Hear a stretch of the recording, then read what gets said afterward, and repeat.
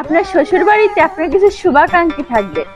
আপনি যখন নতুন নতুন বিয়ের পর শ্বশুর বাড়িতে যাবেন তখন আপনারে বলবে, বৌমা শ্বশুর শাশুড়ি কিন্তু সবকিছু, বাবা মা এখন আর কিচ্ছু না। বিয়ের পর বাবা মা পর হয়ে যায়, শ্বশুর শাশুড়ি সবকিছু। শ্বশুর শাশুড়ি সব কথা শুনে চলবা, সব কথা মানে চলবা। সারা জীবন তো শ্বশুর শাশুড়ির কাছেই থাকবা, বাপ মার কাছে যেয়ে তো আর থাকবা না। শ্বশুর শাশুড়ির ভগবানের মতো দেখবা, ভগবানের মতো সেবা করবা। এর 2 মিনিট পর ছেলের কাছে যেয়ে বলবে আরেক রকম কথা। কি বলবে? বাবা নিজের বাবা মাই কিন্তু সবকিছু, শ্বশুর শাশুড়িরে পায়ে আবার নিজের বাপ মারে ভুলে যায়ও না। শ্বশুর শাশুড়িরে এত মাথায় তুলো না। শ্বশুর শাশুড়ি বাবা মা করতে করতে গলা শুকায়ও না।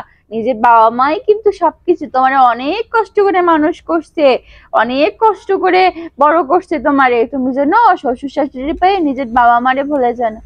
তা বলি কি কাকিমা মাসিমা, আমার বাবা মা কি আমার অনলাইন থেকে ডাউনলোড করে আনছে নাকি? হ্যাঁ, ছেলের কাছে যাই কোন আরেক রকম, বৌমার কাছে এসে বলেন আরেক রকম। এক মুখে আর কয় রকম কথা বলবেন?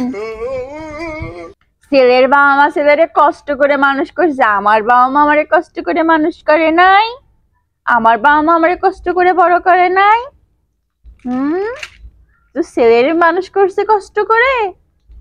শ্বশুর শাশুড়ি হিসেবে তাদের যতটুকু সম্মান, যতটুকু সেবা পাওয়ার তারা পাবে। কিন্তু আমার বাবা মারে আমি কেন ভুলে যাব?